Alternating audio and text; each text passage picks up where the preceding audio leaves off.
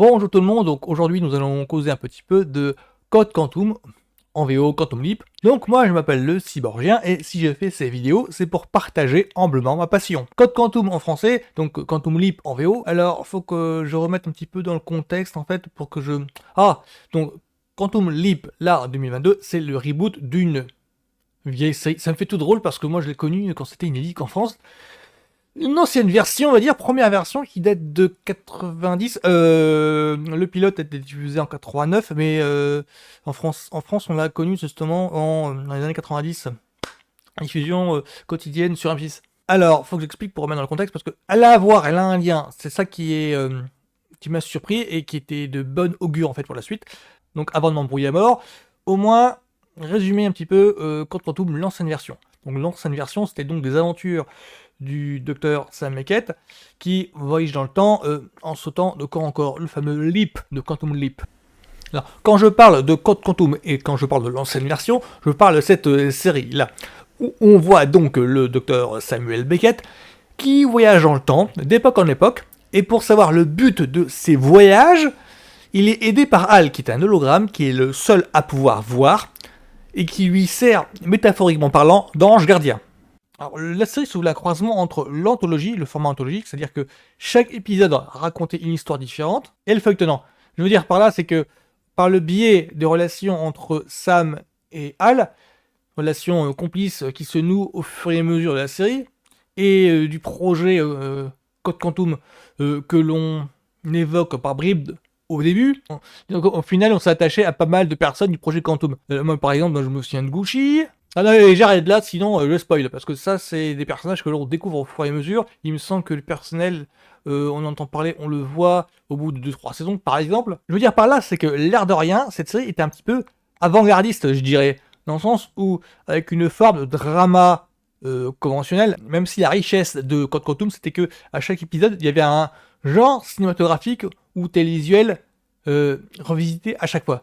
Au détour d'un épisode, on pouvait trouver du film de prison, on pouvait trouver du western, on pouvait trouver du thriller, l'épopée spatiale, trouver du film d'horreur, d'épouvante. Il y a un épisode, je crois, qui prend la forme d'une espèce d'une nouvelle qu'aurait pu écrire Stephen King. Il y a un autre encore en forme de conte de Noël. Il y a aussi un petit peu du film catastrophe, parce que je crois que dans un épisode, il est transmuté dans le corps d'un cascadeur qui a participé au tournage du film Tremblement de Terre.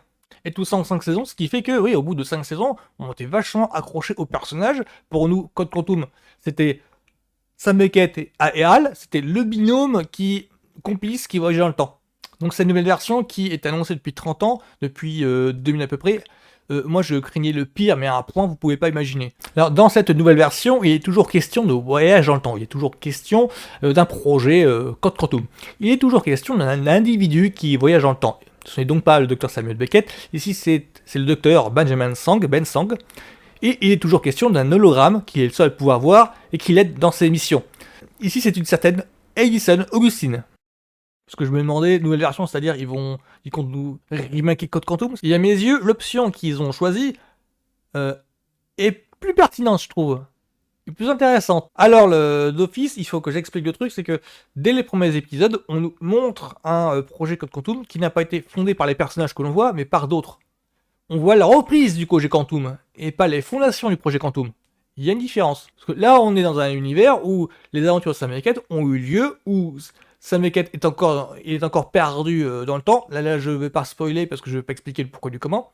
Mais grosso modo, on peut voir cette série-là comme une suite tardive, mais une suite tout de même de l'ancienne série. Il y a aussi une chose qui peut déconcerter, voire décevoir, hein, disons-le tout net, c'est que cette fois-ci, les missions ont l'air d'avoir moins d'importance. Je veux dire par là, c'est que dans la nouvelle version maintenant, c'est pratiquement secondaire le fait que Ben Sang, donc c'est le nouveau personnage, Ben Sang, puisse réussir sa mission. C'est pas le pourquoi il est là, c'est le mais comment le faire revenir. Mais vraiment, tout le temps, c'était comme ça. Alors que dans l'ancienne version, c'était le contraire. C'était que on pensait qu'il y avait un enjeu derrière chaque mission de Sam Beckett et que cet enjeu-là allait l'aider à revenir. Alors que là, d'office, en fait, on nous présente l'organisation, la structure du projet Quantum. Le personnel du projet Quantum est personnage récurrent. Mais vraiment, c'est eux le main cast. Alors que dans l'ancienne version, les personnages du projet Quantum, il apparaît quoi une dizaine d'épisodes sur 5 saisons. Je veux dire, Gucci et compagnie, il a fallu attendre 2 ans pour les voir. Alors que là, d'office, dès le premier épisode, on voit tout le monde. On voit qu'est-ce qui s'est passé entre Ben Sang et puis les autres, je veux pas dire leur nom, le directeur du projet Quantum, celui qui a repris le truc, avec sa femme qui va devenir sa future aide providentielle. On voit tout le monde. Il y a une sorte de fête pour corroder de succès de je sais pas quoi. Peut-être du fait que ça y est, le projet Quantum est lancé. J'ai pas compris. Hein, oui, il y a une petite fête dans l'appartement de quelqu'un pour célébrer quelque chose. Oui, parce que c'est un petit peu déconcertant parce que euh, quand on pense à Code Quantum, on pense à l'ancienne version et c'est pas prêt de s'arrêter. À des personnages qui voyagent d'époque en époque, de genre en genre, on va dire. Là, on a réussi à un fait que ça ressemble pas mal visuellement à beaucoup de séries dans le même genre de maintenant. C'est-à-dire que c'est écrit comme une série, comme série actuelle, une série de science-fiction actuelle. C'est qu'on passe plus de temps dans le temps futur de la série, dans le temps présent de la série, enfin notre futur à nous quoi, que dans le temps passé. C'est-à-dire que le temps passé, finalement, c'est une partie de plus en plus diminuée quoi. Ça a ses qualités et ses défauts.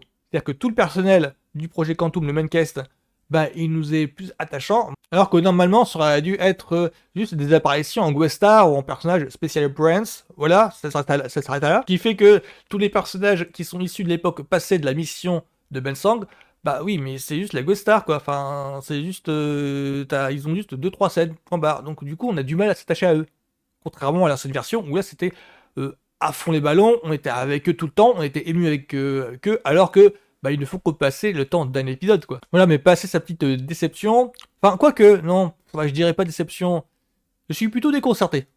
Voilà, c'est un petit peu encore dans le flou, on va dire. Du coup, mon avis perso sur cette série-là, la saison 1, un peu brouillonne. Je dirais que je comprends la déception de beaucoup qui jugent toujours sur le souvenir de l'ancienne version. Et il y a de quoi. Sauf que je me dis que faut pas trop être exigeant à ce point-là, dans le sens où il y a des efforts qui sont faits. J'ai retrouvé pas mal d'aptitudes caractéristiques de l'ancienne version. C'est-à-dire que dans l'ancienne version, il y a beaucoup de clins d'œil un petit peu tordus à des films ou des séries. Moi, je pense à un épisode par exemple, Ben Sang, en voyant dans le temps, se retrouve dans un officier de la marine dans un porte-avions. Alors, c'est un petit peu tordu ce que je vais dire, parce que parmi les membres du casting, parmi les personnages, en fait, il y en a un qui est incarné par Brandon Ross. Je crois que je le prononce bien. Brandon Ross, c'est celui qui incarnait Superman dans Superman Returns. C'est le Superman de Superman Returns. Il se trouve en fait que moi j'ai vu un clin d'œil un petit peu tordu au fait qu'il incarne un officier de la Navy. Je crois que c'est ça, un officier de la marine. Et il se trouve que, donc, il est connu pour son rôle de Superman dans Superman Returns. Donc, rôle iconisé par Christopher Reeves dans le premier Superman. Or, il se trouve que Christopher Reeves a aussi incarné un personnage, un officier à la Navy, dans un film qui s'appelle Sauver le Neptune. Non, Sauver le Neptune, je crois, avec Charlton Heston. Quand j'ai vu le décorum du porte-avions, alors quand j'ai vu l'uniforme de Brandon Ross, j'ai tout de suite pensé à ça en fait. Et ce genre de clin d'œil tordu, on en trouve un paquet dans l'ancienne version. C'est pour ça que je me dis que cette nouvelle version-là, je veux pas être méchant, enfin, je veux pas être sévère quoi que ce soit. Oui, c'est un peu brouillon, ouais, je vous l'accorde à moyenne, mais de justesse, genre à un 10,5 ou à 11, quelque chose comme ça, la moyenne pile. Il y a eu des épisodes qui m'ont foutu les jetons au début, mais vraiment, je crois qu'il y a 2-3 épisodes, dont l'épisode où il campe quelqu'un qui est un astronaute dans une station spatiale, ou dans une navette en orbite. Ouais, les effets spéciaux m'ont fait oula, ils osent encore faire ça en 2023 ou en 2022. Mais à part ça, tout le restant, je crois que passé la seconde moitié de la saison 1, je me suis dit ah bah c'est bon, ils ont trouvé leur truc, ils ont trouvé ils ont trouvé leur manière à eux, comme s'ils s'affranchissaient de l'ancienne série et qui faisaient le postulat planté, c'est-à-dire que le personnage qui voyage dans le temps, aidé de ses collègues dans son futur, mais dans tout présent nous, enfin je sais pas comment expliquer ça, mais à leur sauce. C'est comme un commis de cuisine qui s'affranchit des recettes de cuisine qu'on lui a inculquées et qui fait la nourriture à sa sauce. Bah là, j'ai trouvé que c'était un petit peu pareil. C'est pour ça que cette nouvelle version-là, oh, elle me plaît bien. C'est-à-dire que là, je suis enfin pour mater la saison 2 tranquillou, pépère comme ça. Maintenant, j'ai accroché au personnage de Ben Sang, de sa fiancée, et à d'autres personnages. Il y a le personnage de Ernie Hudson, par exemple, qui offre pas mal de surprises. Donc rien que pour lui en fait, il y a vraiment un vrai lien qui se crée. Je ne serais pas surpris qu'on voit débarquer Scott Bakula, donc ça m'inquiète. Oui, parce que là, je crois il veut pas parce qu'il est occupé sur d'autres projets, donc il laisse la porte ouverte, hein. Il ne dit pas non tout de suite, au contraire, il était plutôt surpris qu'on l'ait pas rappelé, parce que lui il s'attendait vraiment à ce qu'on le rappelle dès le premier épisode, et ça s'est pas fait, parce qu'il était occupé sur un autre projet. Mais je crois que lui, il laisse la porte ouverte ben, pour toute réapparition. Je crois que ça bloque du côté des scénaristes de cette version-là, c'est qu'ils n'arrivent pas à insérer un moment pour teaser le retour. Parce qu'ils savent très bien que si Sam Beckett revient, ça, ça foutrait un mal à la série et qu'ils devraient repartir sur autre chose. Or que là, le cœur névralgique de la série, ce qui fait que la série existe, la raison d'être de la série, c'est justement que Sam Beckett est inatteignable, qu'on ne peut pas l'avoir.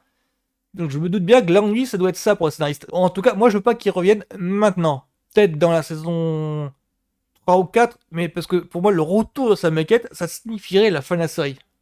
Et pour le moment, c'est un petit peu encore trop tôt. Donc j'attends de voir la saison 2, voire 3, pour voir dans quelle direction ils vont faire. Je me sens un petit peu comme dans la même position que pour Star Trek La Nouvelle Génération. C'est-à-dire que Star Trek La Nouvelle Génération, donc c'est la première spin-off de Star Trek, hein.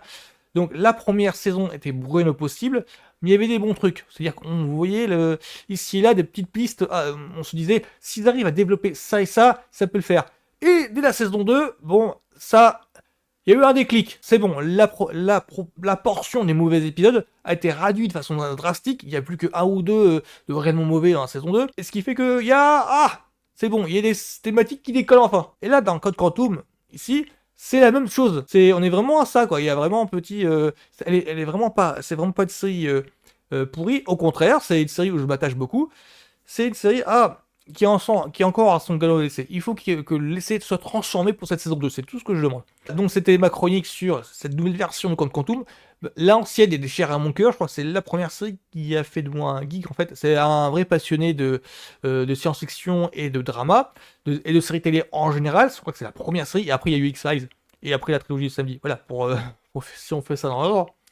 Donc cette nouvelle version-là, pas mal, pas déshonorante, bien au contraire. Je suis surpris moi-même. J'attends le déclic qui a un 10-10-5. Voilà. C'était pour vous donner une idée de mon état d'esprit. Donc ce sera tout pour moi. Donc je vous dis bon week-end à tout le monde. À plus.